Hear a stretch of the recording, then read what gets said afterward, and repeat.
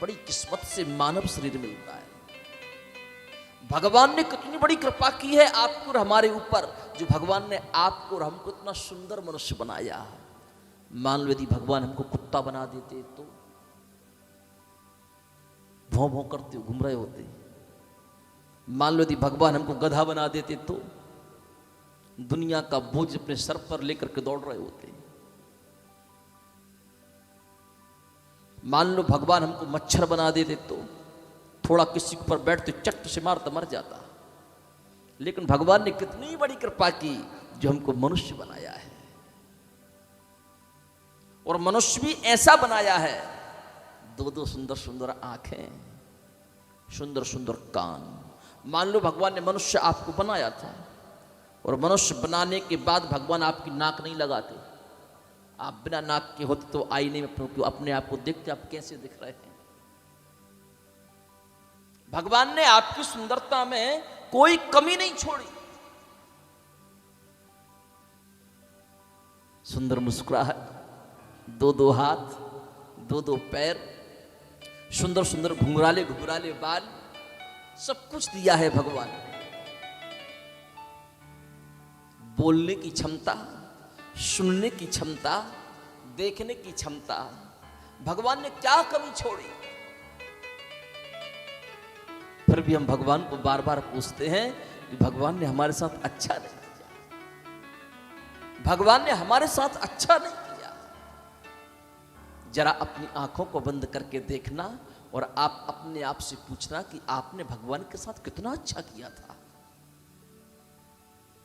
भगवान को दोष देने से पहले आप अपने आप से पूछिए, मैं कौन हूं? मैं शरीर नहीं, मैं कौन हूं? मैं आंख नहीं हूं।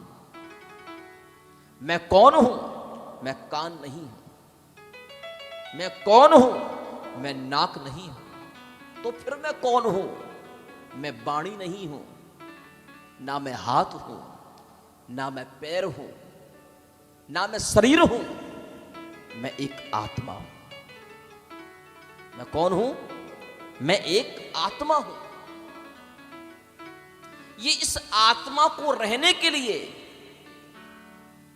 कुछ समय के लिए एक किराए का मकान मिला है। इस किराए के मकान में यह आत्मा कुछ समय के लिए रह रही है। अब इस मकान को आप जितना साफ सुथरा रखोगे, ये किराएदार तब तक इसमें रहेगा, और इस मकान में आप जितनी गंदगी रखोगे, ये किराएदार इस मकान को उतनी जल्दी छोड़कर के चला जाएगा। क्योंकि आत्मा को गंदगी पसंद नहीं है। आत्मा का जो सच्चा संबंध है वो परमात्मा से है। आत्मा का संबंध संसार से नहीं है, आत्मा का संबंध परमात्मा से है। मैं शरीर नहीं। लोग कहते हैं शरीर मेरा है, लोग कहते हैं कि नहीं कहते, ये शरीर मेरा है। जब ये शरीर मेरा है तो फिर आंख से दिखना बंद क्यों हो जाता है? भाई आंख हमारी है ना, तो इससे कहो नहीं अभी तो हम देखेंगे, इस पे हमारा अधिकार होना चाहिए। लेकिन नहीं, यदि ये शरीर हमारा है तो कानों की श्रवण शक्ति समाप्त क्यों हो जाती है? हम इस श्रवण शक्ति को रोक सकते हैं, लेकिन नहीं, हमारे बस में नहीं। यदि ये शरीर हमारा है, एक्सीडेंट में हमारा पैर टूट जाता है, हमारा हाथ कट जाता है, हम इसको दोबारा से ज्यों को क्यों नहीं कर पाते?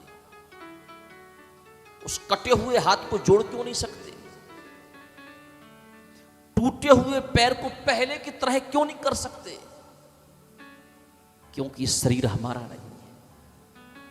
ये पैर भी प्रकृति के हैं, हाथ भी प्रकृति के हैं, आंख भी प्रकृति की है, कान भी प्रकृति के हैं। बोले ये बाल हमारे हैं। जब ये बाल हमारे हैं तो फिर सफेदी क्यों आ जाती है? कोई व्यक्ति चाहता है कि मेरी सफेदी आ जाए, लेकिन फिर ये सफेदी क्यों आ जाती है? हम रोक क्यों नहीं पाते? नहीं, अभी बेटा का विवाह करना है, अभी सफेदी नहीं आना, मेहमान क्या कहेंगे?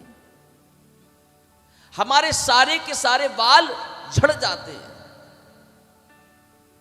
हम उसको रोक क्यों नहीं पाते? बड़ी बड़ी औषधियां लगाते हैं, बड़े बड़े महंगे महंगे शैम्पू लगाते हैं, बड़े बड़े महंगे महंगे तेल लगाते हैं बालों को रोकने के लिए कि झड़े नहीं, टूटे नहीं, लेकिन फिर भी सफा चट। क्यों? क्योंकि ये बाल हमारे नहीं हैं, ये प्रकृति के हैं।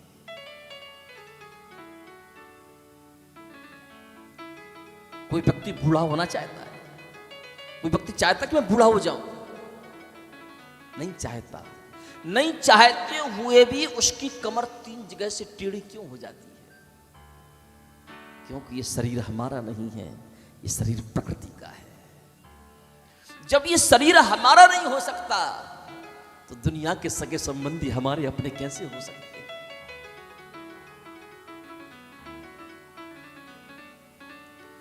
पाताल में तस्य हि पादमूलम् पठन्ति पार्ष्णे प्रपदे रसातलम्